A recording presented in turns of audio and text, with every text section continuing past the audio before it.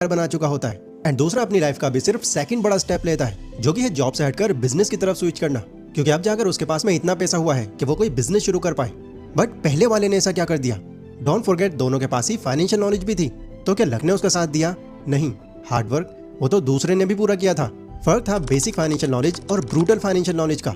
वो brutal financial knowledge जिन्हें हर कोई फॉलो नहीं कर पाता, पर जो भी इस रास्ते पर चल पड़ता है वो नो डाउट आम लोगों से कहीं जल्दी सक्सेस अचीव कर पाता है, जस्ट लाइक इस पहले पर्सन की तरह। ये वो रूल्स हैं जो तुम्हारे कंफर्ट जोन को तोड़कर तुम्हें वेल्थ के वॉर जोन में फेंक देते हैं, जहां आपके पास सिर्फ दो ऑप्शंस होते हैं, या तो एक्शन लो या परिणाम भुगतो। आज मैं तुम्हें वही बैटलफील्ड का मैप दिखाने वाला हूँ, और अगर तुमने इस मैप को समझ लिया तो पैसा तुम्हारे लिए एक चॉइस बन जाएगा, मजबूरी नहीं। तो ठीक है, फिर शुरू करते हैं। नंबर 1, जो दोस्त आपको पैसा बनाने से रोके वो दोस्त नहीं, दुश्मन है। देखो, मैं तुमसे एक कड़वी बात बोलने वाला हूँ। जो लोग तुम्हें बोलते हैं कि भाई पैसा सब कुछ नहीं होता, एंजॉय करो, जिंदगी एक ही है यार, वो तुम्हारे दोस्त नहीं, तुम्हारे फाइनेंशियल दुश्मन है। और बुरा मत मानना, शायद वो जानकर ऐसा नहीं कहते, लेकिन उनकी सोच तुम्हें उस रास्ते पर लेकर जा रही है जहां तुम वेल्थ कभी नहीं बना पाओगे। समझने वाली बात यह है कि पैसा सब कुछ नहीं होता, लेकिन पैसा बहुत कुछ होता है। पैसा तुम्हें चॉइस देता है कौन से सिटी में रहना है, कौन से हॉस्पिटल से इलाज कराना है, पेरेंट्स को कंफर्ट कैसा देना है और बच्चों को एजुकेशन कैसी देनी है। और वहीं तुम्हारे पास जब पैसा नहीं होता तो तुम्हारे पास सिर्फ मजबूरी होती है, चॉइस नहीं। जो लोग तुम्हें बोलते हैं कि एंजॉय करो, जिंदगी एक ही है, वो ये नहीं समझते कि असली एंजॉयमेंट तब आती है जब तुम्हारे पास फाइनेंशियल फ्रीडम होती है। ईएमआई के बोझ के साथ गोवा की ट्रिप लेना एंजॉयमेंट नहीं है, वो सिर्फ टेम्पररी एस्केप है, जिसका हैंगओवर तुम्हें अगले महीने क्रेडिट कार्ड बिल के फॉर्म में मिलेगा। तुम्हारा दुश्मन वो नहीं जो तुम्हारा पैसा ले ले, तुम्हारा असली दुश्मन वो है जो तुम्हारे माइंड में ऐसे बीज डालता है कि पैसा इंपॉर्टेंट नहीं है। क्योंकि जैसे ही तुम ऐसी बातों को मानने लग जाते हो तो वहीं तुम अपनी ग्रोथ के एक्सेलरेटर को छोड़ देते हो। एक सिंपल सी बात याद रखो, तुम्हारा सर्कल ही है जो तुम्हें ऊपर उठाता है या तुम्हें नीचे खींच लेता है। अगर तुम्हारे सर्कल में ऐसे लोग ज्यादा हैं जो हर गलत डिसीजन को जस्टिफाई करते हैं, तुम्हें डिसिप्लिन से दूर ले जाते हैं, तो समझ लो तुम स्लो पॉइजन खा रहे हो जो तुम्हें फाइनेंशियली मार देगा। नंबर 2, खुद पर शक मत करो, बट ओवर कॉन्फिडेंस भी मत रखो। देखो, जिंदगी का एक बड़ा सच है कि ना ही खुद पर ज्यादा शक करना चाहिए और ना ही ओवर कॉन्फिडेंस का शिकार बनना चाहिए। दोनों ही चीजें आपको आपके गोल से दूर ले जा सकती हैं, बस अलग अलग तरीके से। आप खुद पर ज्यादा शक करोगे तो आप अपने डिसीजंस लेने से हर टाइम कतराओगे। आप सोचते रहोगे कि यार पता नहीं ये मैं सही कर भी रहा हूँ या नहीं, लोग क्या सोचेंगे, अगर मुझसे गलती हो गई तो। इस चक्कर में आप कभी काम शुरू ही नहीं करोगे, एंड जैसे तैसे शुरू करोगे भी तो डाउट के चलते बीच में ही छोड़ दोगे।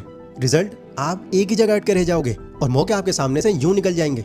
लेकिन दूसरी तरफ अगर आप ओवर कॉन्फिडेंट हो जाते हो एंड समझते हो कि आप गलती कर ही नहीं सकते, तो दूसरों की बात आप फिर सुनते नहीं हो, फीडबैक को इग्नोर करते हो और बिना प्रॉपर सोच विचार के बड़े फैसले ले लेते हो। एंड ये चीज भी आपके लिए काफी नुकसानदायक हो सकती है। ओवर कॉन्फिडेंस का सबसे बड़ा नुकसान ये है कि आप अपनी वीकनेस को इग्नोर कर देते हो, और जब समझ आता है कि आपसे गलती हो गई है तब काफी नुकसान हो चुका होता है आपका। सही अप्रोच ये है कि खुद पर इतना भरोसा रखो कि आपको अपने फैसले लेने से डर ना लगे, लेकिन इतना हम्बल भी रहो कि अगर कहीं सुधार की जरूरत हो, कहीं से फीडबैक आ रहा हो, तो उसको मान सको। अपनी स्ट्रेंथ और वीकनेस का एक बैलेंस रखो। कामयाब लोग इसी आइडिया को मेंटेन करते हैं। वो अपने ऊपर भरोसा रखते हैं, पर साथ में सीखने और सुधार करने का एटीट्यूड कभी नहीं छोड़ते। यानी ना तो जिंदगी में मैं कुछ नहीं कर सकता ये सोचना है, और ना ही जिंदगी में मैं सब कुछ कर सकता हूँ ये सोचना है। दोनों ही एक्सट्रीमली डेंजरस हैं आपके लिए। असली जीत तब होती है जब आप खुद पर भरोसा रखते हो, लेकिन हर दिन सीखने के लिए ओपन भी रहते हो। नंबर 3, तुम्हारी लाइफस्टाइल एक स्कैम है। तुम्हारी लाइफस्टाइल तुमसे छुपके तुम्हारा पैसा लूट रही है, और सबसे बड़ी बात, तुम खुद खुशी खुशी इस स्कैम का हिस्सा भी बन रहे हो। देखो, जो भी पैसा तुम स्टेटस दिखाने में लगा रहे हो, ब्रांडेड कपड़े, आईफोन का लेटेस्ट मॉडल, 5 स्टार होटल में खाना, या इंस्टाग्राम पर लाइक्स लेने के लिए पिक्चर परफेक्ट वेकेशंस, ये धीरे धीरे तुम्हारा पैसा ड्रेन कर रहे होते हैं। और इसका अंदाजा तुम्हें खुद भी है, बट फिर भी हम इसको इग्नोर कर देते हैं, क्योंकि हम सब एक इनविजिबल कंपटीशन में फंसे हुए हैं। अपने दोस्त, अपने रिलेटिव्स या किसी से भी ज्यादा कूल बनने का कंपटीशन। और इस रेस में पैसा तुम टाइम से पहले खर्च कर देते हो। बट वेल्दी लोग इस ट्रैप में नहीं गिरते, क्योंकि वो समझते हैं कि स्टेटस का असली मतलब तुम्हारे कपड़ों या तुम्हारे गैजेट में नहीं, तुम्हारे बैंक बैलेंस और तुम्हारी फ्रीडम में है। ये जो ब्रांडेड लाइफस्टाइल है, ये तुम्हारे अंदर एक फेक सक्सेस पैदा करती है। तुम्हें लगता है कि तुम जीत रहे हो, लेकिन असली गेम में तुम पीछे जा रहे हो। स्टेटस के लिए पैसा खर्च करना ऐसा है जैसे आपको एक बीज मिला, पर आपने उसे पेड़ बनने का मौका ही नहीं दिया और उस बीज को ही खा लिया। वेल्दी बनने का सिंपल रूल है, अपने पैसों को ऐसी चीजों में लगाओ जो तुम्हें पैसा बना कर दें, ना कि ऐसी चीजों में जो तुम्हारी भरी जेब भी खाली कर दें। और जब तुम्हारे एसेट्स तुम्हारे लिए पैसा कमाने लगे, तब चाहे तुम 5 स्टार में स्टे करो या रोलेक्स पहनो, पैसों की तुम्हें चिंता ही नहीं होगी, क्योंकि तब तुम्हें पता होगा कि ये सब आप अफोर्ड कर रहे हो, ना कि इसकी किस्तें बनवा रहे हो। नंबर 4, आउटपुट्स के साथ पेशेंट रहो, लेकिन इनपुट्स के साथ इम्पेशेंट रहो। पैसा बनाने का गेम 2 पार्ट्स में होता है, इनपुट्स और आउटपुट्स। इनपुट्स मतलब जो काम आप करते हो, जो मेहनत लगाते हो और जो एक्शन लेते हो। आउटपुट्स मतलब जो तुम्हें रिजल्ट मिलते हैं, जो पैसा मिलता है या जो सक्सेस मिलती है। अब प्रॉब्लम यह है कि कई लोग इसका उल्टा करते हैं। वो इनपुट्स में तो लेजी होते हैं और आउटपुट्स में इम्पेशेंट हो जाते हैं। मतलब काम तो धीरे करेंगे, लेकिन उम्मीद करेंगे कि रिजल्ट जल्दी आ जाए, और जब उनको मनचाहा रिजल्ट नहीं मिलता तो मैक्स टाइम उस काम को वो छोड़ ही देते हैं। बट वेल्दी लोग इसका फॉर्मूला रिवर्स करते हैं। वो अपने इनपुट्स में एग्रेसिव होते हैं, मतलब एक्शन लेने में इम्पेशेंट। आइडिया आया तुरंत इंप्लीमेंट कर दिया, स्किल सीखनी है अभी स्टार्ट कर दी, मार्केट टेस्ट करनी है अभी एक्सपेरिमेंट कर लिया। वो वेट नहीं करते कि एक परफेक्ट टाइम कब आएगा, क्योंकि वो जानते हैं कि परफेक्ट टाइम कभी आता ही नहीं। लेकिन जब बात आउटपुट्स की आती है तो यहाँ वो पेशेंस का लेवल 100 पर ले जाते हैं, क्योंकि वो समझते हैं कि रिजल्ट एक पेड़ की तरह होता है जिसमें तुम बीज लगाते हो, पानी देते हो, सनलाइट देते हो, पर तुम्हें पता है कि फल आने में अभी तुम्हें टाइम लग जाएगा। यहाँ पर वो दूसरों की तरह ये गलती नहीं करते कि बीज लगने के 1 हफ्ते बाद ही जमीन खोदकर चेक करने लग पड़ना कि फल आया या नहीं। उन्हें पता है कि ऐसे लोग कभी ग्रो नहीं करते। इसको मैं आपके लिए थोड़ा और आसान बना देता हूँ। सोचो तुम जिम ज्वाइन करते हो और तुम इनपुट्स में इम्पेशेंट हो। तुम आते हो और फुल एनर्जी के साथ वर्कआउट करते हो, डाइट फॉलो करते हो, ट्रेनिंग प्लान बनाते हो, लेकिन तुम्हें पता है कि मसल बनने में लगभग तुम्हें 6 महीने तक भी लग सकते हैं। तो आउटपुट्स के लिए तुम पेशेंट हो। अब तुम 6 महीने में अपने रिजल्ट्स देखकर खुश होते हो। वहीं दूसरी साइड एक बंदा है जो इनपुट्स में लेजी है, कभी वर्कआउट किया कभी छोड़ दिया, बट आउटपुट्स में इम्पेशेंट है। 1 महीने में ही बोल देता है यार मुझ पर जिम काम ही नहीं कर रहा, इतने टाइम से आ रहा हूँ, बॉडी तो बन ही नहीं रही, छोड़ो कुछ और देखता हूँ। तो गैस करो यहाँ कौन जीता? आप। वेल्दी बनने का सीक्रेट सिंपल है, काम करने में जल्दी करो, लेकिन काम का रिजल्ट आने का वेट करो शांति से। हर दिन अपने इनपुट्स पे काम करो जैसे कल ही पैसा आने वाला है, लेकिन आउटपुट्स का इंतजार करो जैसे तुम्हारे पास पूरा डिकेड बाकी है। नंबर 5, तुम्हारा नेटवर्क ही तुम्हारी नेटवर्थ है।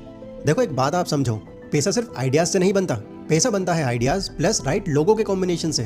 तुम्हारे पास दुनिया का सबसे अच्छा आइडिया भी हो सकता है, लेकिन अगर तुम्हारे पास उस आइडिया को सपोर्ट करने वाले, गाइड करने वाले या उसमें इन्वेस्ट करने वाले लोग नहीं हैं, तो वो आइडिया तुम्हारी नोटबुक से कभी बाहर नहीं निकलेगा। मैं तुम्हें एक सिंपल सी बात समझाता हूँ। जब तुम अपने आसपास के लोगों को देखते हो, तुम उनके जैसा सोचने लगते हो, उनके जैसा बोलने लगते हो, उनके जैसे फैसले लेने लगते हो। अगर तुम्हारा सर्कल बस टाइम पास और गॉसिप करने वाले लोगों का है, तो तुम्हारी आदत भी वैसी ही बन जाएगी और ग्रोथ वहीं अटकी रहेगी तुम्हारी। लेकिन अगर तुम्हारा सर्कल एम्बिशियस, स्किलफुल और पॉजिटिव लोगों का है, तो तुम ऑटोमेटिकली उनके लेवल का सोचने लगोगे। वेल्दी लोग अपना नेटवर्क रैंडमली नहीं बनाते, वो ऐसे लोगों के साथ टाइम स्पेंड करते हैं जो उनसे ज्यादा स्मार्ट है, ज्यादा एक्सपीरियंस्ड है और उनके अभी की सोच को एक्सपेंड कर सकते हैं। ये एक तरह का शॉर्टकट है, क्योंकि तुम उनके एक्सपीरियंस से वो चीजें सीख लेते हो जो तुम्हें खुद ट्राई करके समझने में सालों लग जाते। इसको तुमको जिस तरह से भी समझ सकते हो। सोचो तुम्हारे पास एक आइडिया है कि तुमको एक ऑनलाइन कोर्स लॉन्च करना है, तो अगर तुम्हारे नेटवर्क में एक डिजिटल मार्केटर है, एक ग्राफिक डिजाइनर है, एक वीडियो एडिटर है और तो और एक सेल्स एक्सपर्ट भी है, तो काफी सलीके से तुम अपना कोर्स सिर्फ 1-2 महीने में लॉन्च करके पैसा कमाना शुरू भी कर सकते हो।